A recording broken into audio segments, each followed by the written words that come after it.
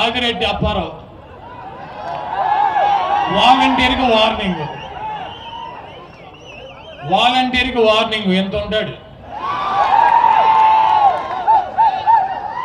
ఒక ఆడపిల్లకి ఫోన్ చేసి వార్నింగ్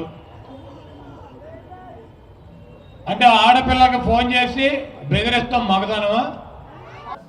ఆయన అన్ని కోట్లు బద్దలు కొట్టుకుంటూ వచ్చేస్తాడు.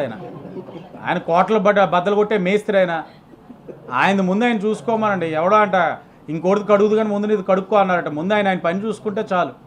ఇంకో నియోజకవర్గాలకు వచ్చేసే అంత పరిస్థితులు ఇక్కడ ఏం లేవు. ఎవడదాడు చూసుకుంటే చాలన్న. జూనియర్ ఎన్టీఆర్ తొక్కేయడానికి చాలా కుట్రలు జరుగుతున్నాయి. ఇప్పుడు కనుక తెలుగుదేశం మళ్ళీ వస్తే ఇంకా తొక్కేస్తారు.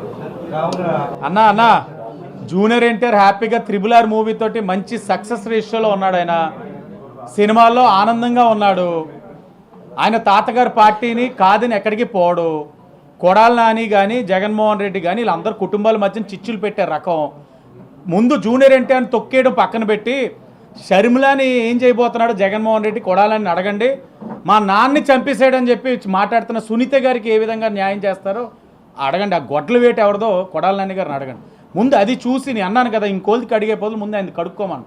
సునీత గారు అలాగే షర్మిల గారు ఎవరో కాదు కదా, వైఎస్ కుటుంబ సభ్యులే కదా, మన ఇంటి ఆడబిడ్డలు. వాళ్ళ ఇంటి ఆడబిడ్డలు. అది చూసి దాని తర్వాత మా జూనియర్ ఎన్టీఆర్ కోసం ఇంకెవరి గురించి అని తర్వాత మాట్లాడదు కానీ